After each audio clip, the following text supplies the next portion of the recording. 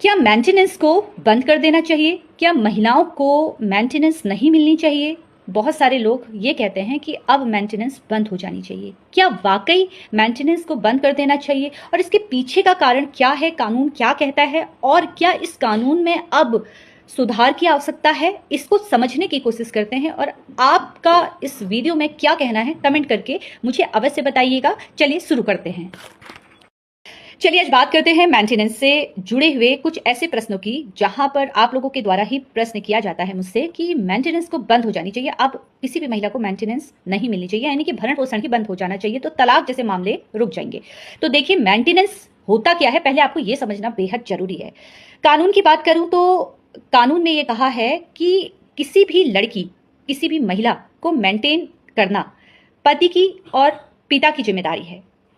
अगर कोई लड़की जो अविवाहिता है, विवाह से पूर्व लड़की की भरण पोषण की जो जिम्मेदारी होती है वो उसके पिता की होती है। अगर लड़के की बात की जाए तो वहां पर उसको 18 साल तक भरण पोषण लड़के का किया जाता है, लेकिन अगर पिता मना कर देता है तो फिर वहां पर लड़के को भरण पोषण नहीं दिया जाता है।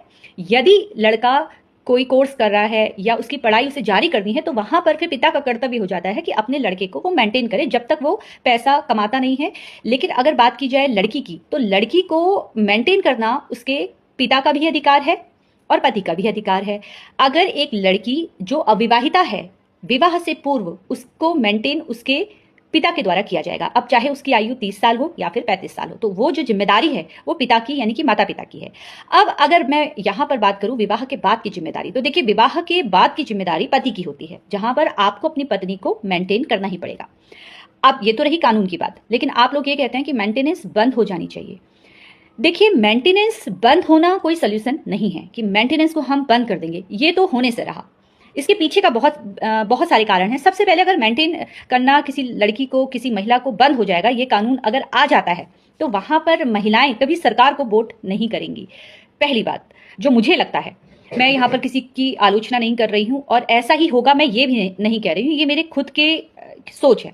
तो जो हमारी सरकार है वो ऐसा कोई कानून नहीं लाएगी जहां पर चाहे वो कोई भी सरकार हो, जिससे उनके वोटिंग में प्रभाव पड़े। पहली चीज जो मुझे लगता है। दूसरा, मेंटेनेंस से संबंधित कुछ ऐसे पॉइंट है जहां पर महिला को मेंटेन करना पति की जिम्मेदारी नहीं होती है। जब महिला अडल्ट्री पे है, पहली चीज, जब महिला पढ़ी लिखी शिक्षित है और वो खुद से कमाती है, वहां पर भी महिला को मेंटेनेंस नहीं मिलता है। जहां पर महिला ने स्वयं अपने पति का घर छोड़ा है, वहां पर भी महिला को मेंटेनेंस नहीं मिलता है। तो ये कुछ ऐसे पॉइंट है जहां पर कानून कहता है कि इस अवस्था में महिला को मेंटेन आप के द्वारा नहीं किया जाएगा, यानी कि पति मेंटेनेंस